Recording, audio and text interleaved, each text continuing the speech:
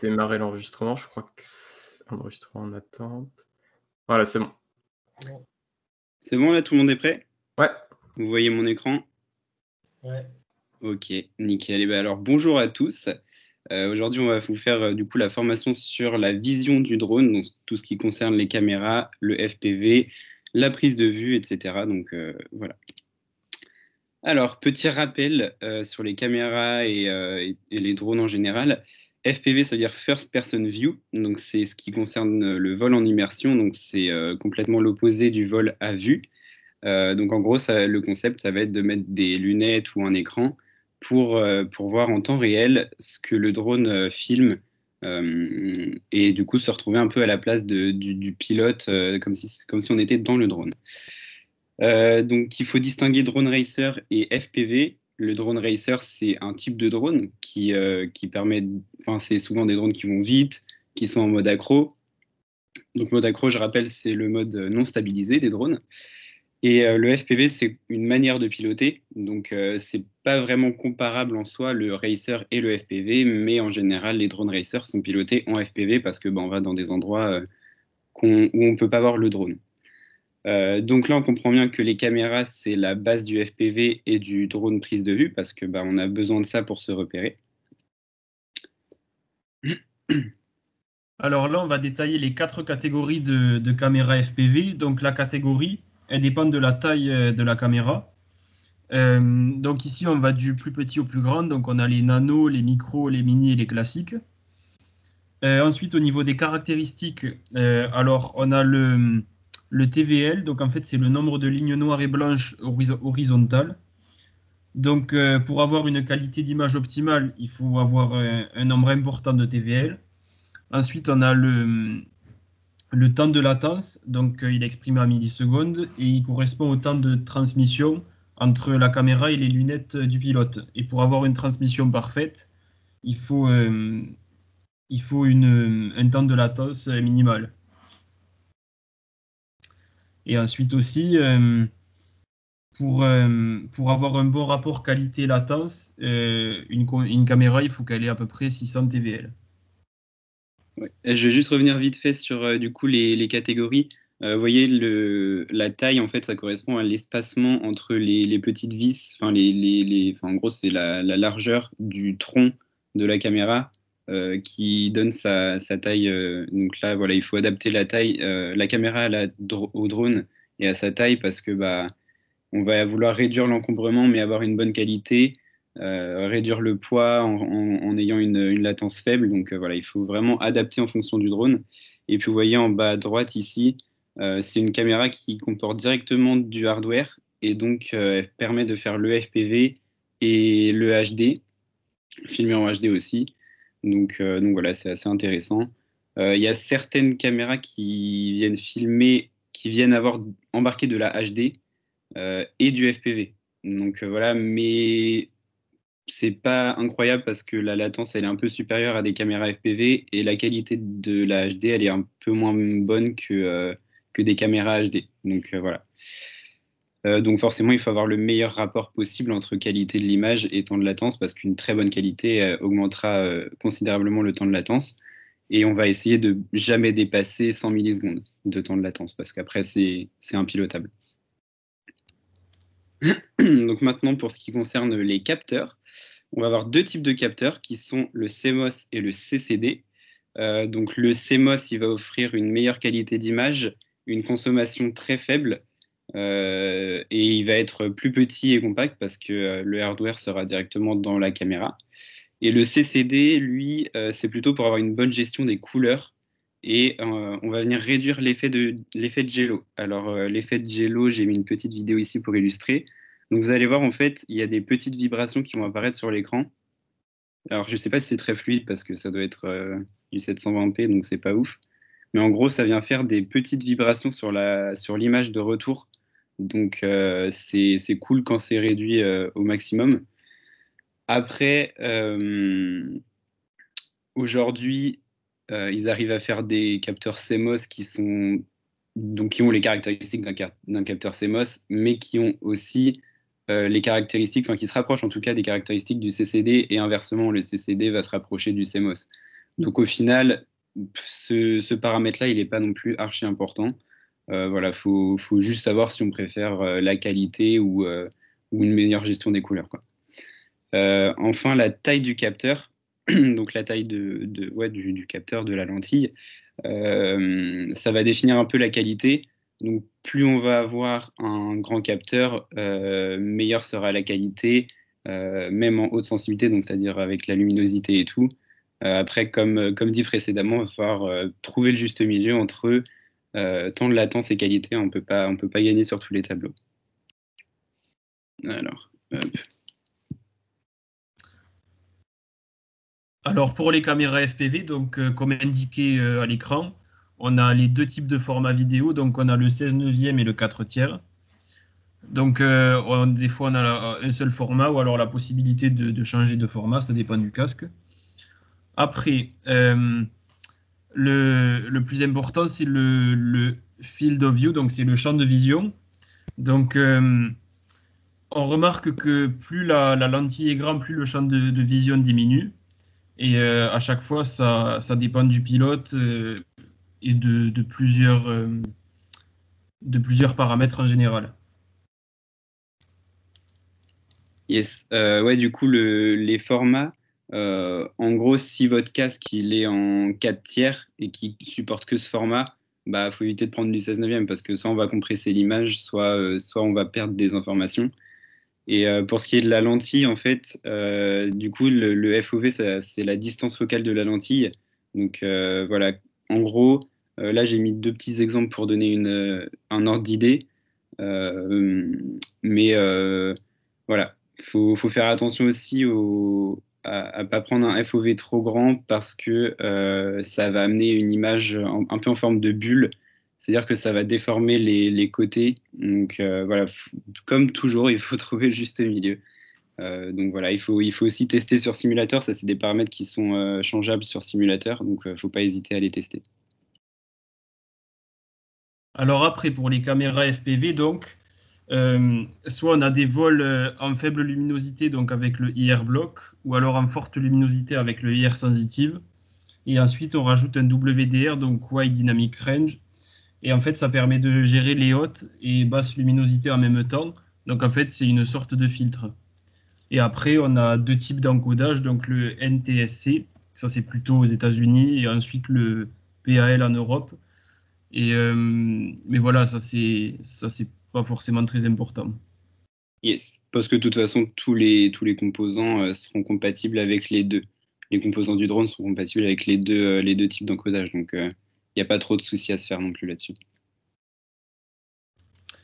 Et donc ensuite, on va avoir l'OSD, donc ça c'est pour afficher les infos de vol dans le retour de caméra, donc sur l'écran, et ça c'est personnalisable. On peut avoir plusieurs paramètres. Là, on envoie la fréquence, l'altitude, le temps de vol, le pourcentage de la batterie, et c'est au pilote de choisir sa caméra et les caractéristiques qu'il veut afficher. Yes, et donc, vous voyez en bas le prix. Une caméra, ça peut varier entre 10 et, allez, on va prendre large 100 euros selon les caractéristiques qu'on veut lui donner et selon le prix qu'on est prêt à mettre dedans aussi. Donc maintenant, ce qui concerne la transmission vidéo, donc là, on va utiliser un VTX qui va être reçu par un VRX dans le casque ou dans le moniteur ou enfin là où on veut afficher la vidéo. Donc un VTX, ça coûte entre 20 et 50 balles en fonction de ce qu'on veut. Donc là, vous avez un schéma très très simplifié à droite de ce qu'est un VTX et comment il est relié un peu à la caméra.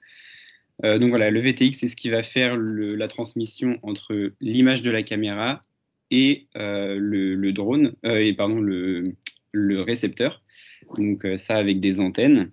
Donc un bon VRX et un bon VTX, ça donnera une meilleure qualité de réception du signal envoyé et donc une meilleure qualité et aussi une meilleure portée. Ensuite, on va avoir la puissance que j'ai pas mentionné ici, mais du coup la puissance, ouais, c'est assez important. En France, le maximum entre guillemets autorisé, c'est 25 milliwatts. Je crois qu'il y a déjà eu une formation un peu là-dessus. Mais du coup, on va très souvent au-delà. mais même beaucoup au-delà, on va de 200 à 1200 milliwatts parfois, parce que ça offre tout simplement une meilleure portée et ça autorise le vol en intérieur parce que ça passe beaucoup mieux à travers les murs. Donc voilà, une puissance réglementaire en France de 25 milliwatts, mais on va souvent au-dessus et très au-dessus. Les petites puissances, c'est plutôt réservé pour les courses, pour éviter en gros les perturbations entre les pilotes entre les signaux des différents pilotes, parce que bah, voilà, il faut que chaque pilote ait sa fréquence. Et donc voilà, on utilise plutôt des petites fréquences pour ça. En sachant qu'une grande puissance, c'est bien parce que bah, on va pouvoir avoir une meilleure portée et faire plus de choses, mais ça va demander une grosse consommation et ça va faire chauffer le VTX. Donc voilà, comme toujours, il faut trouver le juste milieu. Ensuite, on a la fréquence. En général, on utilise une bande de fréquence autour de 5,8 GHz. Pardon. Donc là aussi, on a eu une formation là-dessus. En sachant que plus le VTX propose de fréquences d'émission, mieux c'est parce que bah, ce sera beaucoup plus facile de voler avec d'autres pilotes. Comme ça, chacun choisit sa fréquence qu'il met avec son casque. Et puis voilà, c'est beaucoup plus facile pour tout le monde et ça évite les perturbations.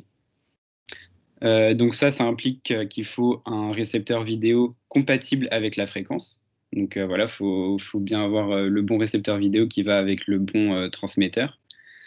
Donc en course, ils utilisent plutôt des VTX très haut de gamme et reconnus par l'organisme qui fait la course, parce que ça va éviter toute bavure, parce qu'en fait les VTX de base, en fait, ils sont amenés très souvent à déborder sur les fréquences voisines.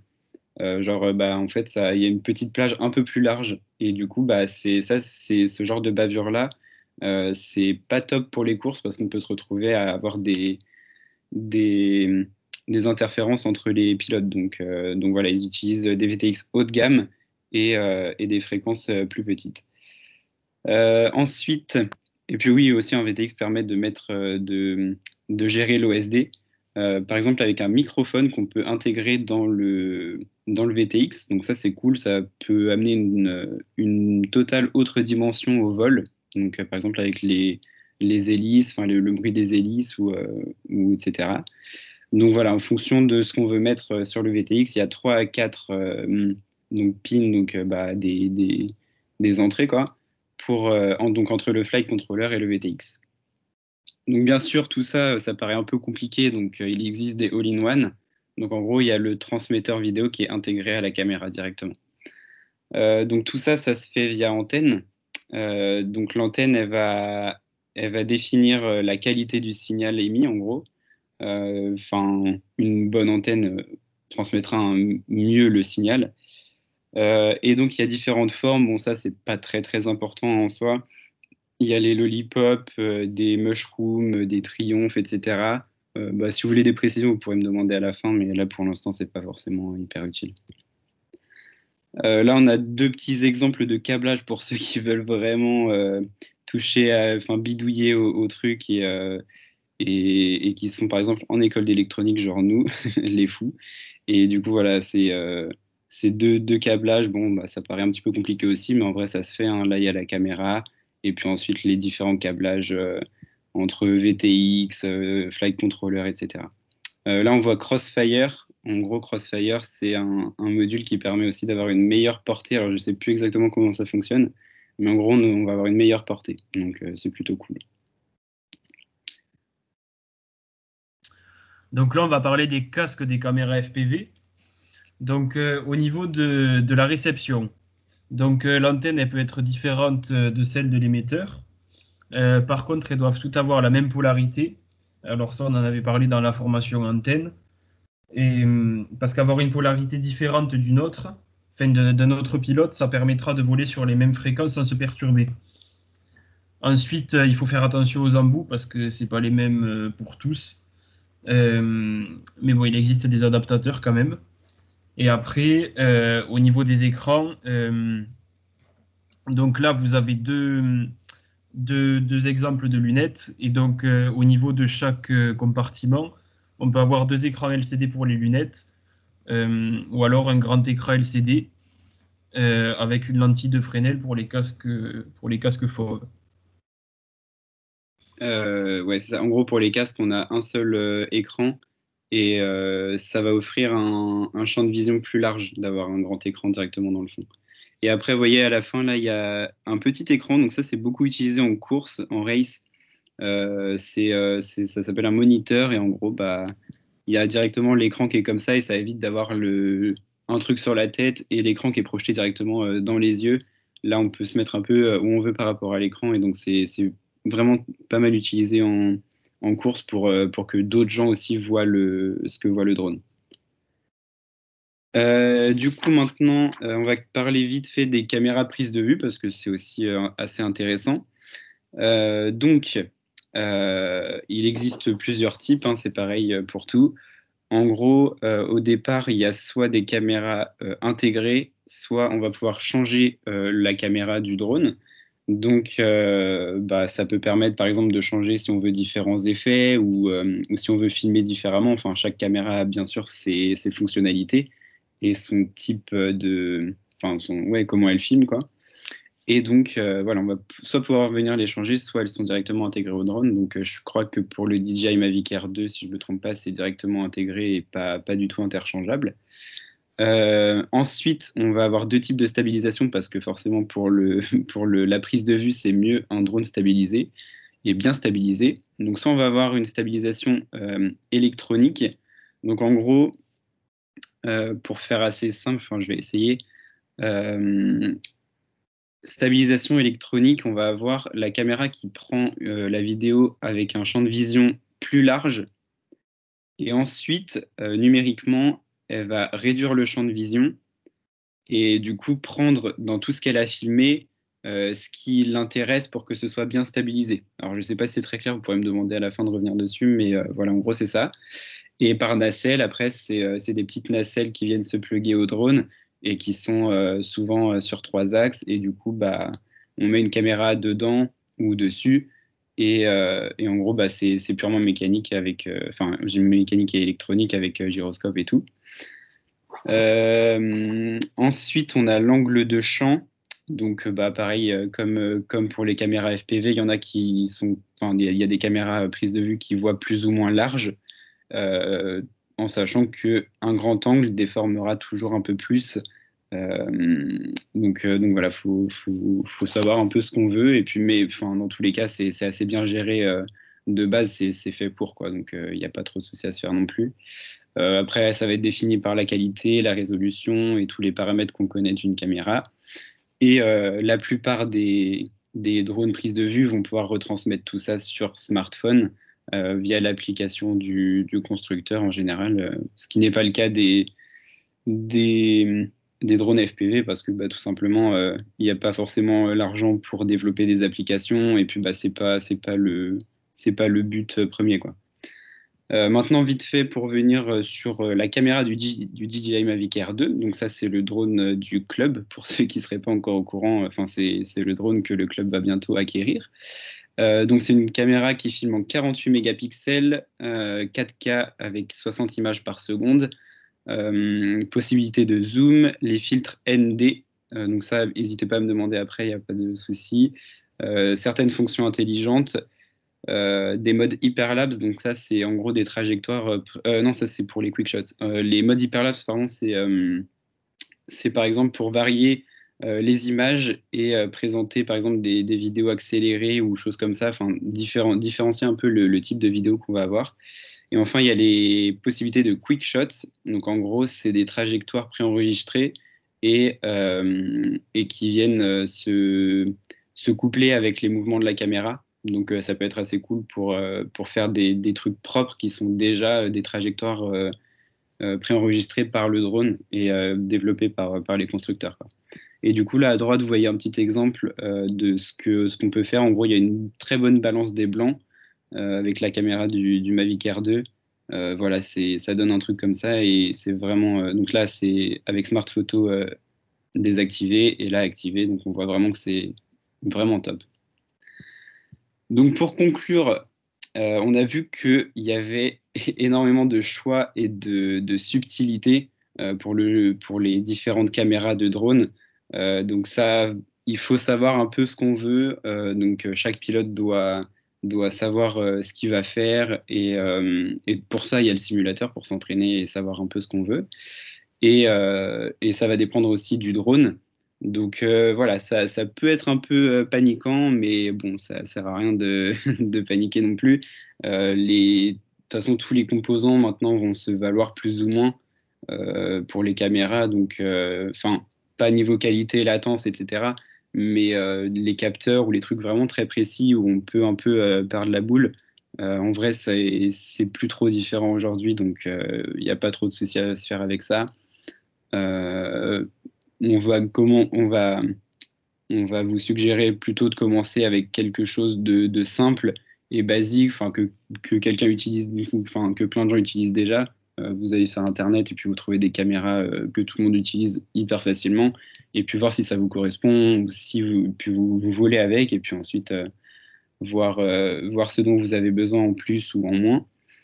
Et bien sûr, il y a des packs où tous les composants fonctionnent ensemble. Et du coup, il n'y a pas à se soucier de chaque composant séparément et à faire attention à chaque petit câblage, etc. Et pour ce qui concerne les drones prise de vue, il y a à peu près tout d'intégré déjà. Donc, il y a pas de bricolage à faire en plus, forcément. Ce qu'il va falloir bien gérer, c'est le pilotage, la post-production pour les vidéos, la législation, bien faire gaffe avec les caméras, et puis voilà. Donc une petite bibliographie si vous voulez retrouver les infos et pouvoir les approfondir un peu. Et puis bah, on vous remercie beaucoup pour votre attention, et si vous avez des questions, bah, il n'y a pas de souci, n'hésitez pas. Bravo, comme d'hab. Ouais, bravo, on peut les applaudir. Bravo, bravo. Non, Merci. bravo, c'était très intéressant. Merci à vous. Bah, super. Est-ce qu'il y a des personnes qui ont des questions? Je vais venir sur le chat. Je peux... Oui, Oscar Liang. Oui, oui, toujours. Est-ce que je peux arrêter l'enregistrement? Non, bah non, peut-être s'il y a des questions. Ouais, on attend un petit peu. Oscar Liang, toujours dans la place. Le mec explique tout.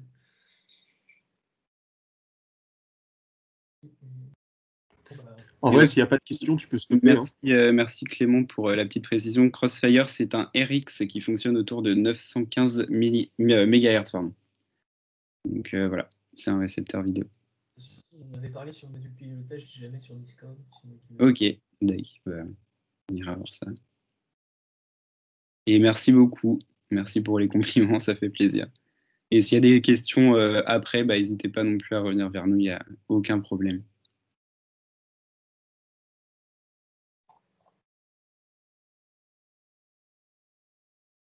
Bon, bah, je crois C'est qu'il y a bon? des questions. Bon, bah écoutez, il n'y a pas l'air d'avoir de questions, donc je vais arrêter le partage et puis on peut arrêter l'enregistrement. Tu l'arrêtes, Hugo, l'enregistrement? Ouais, je m'en charge. Toc.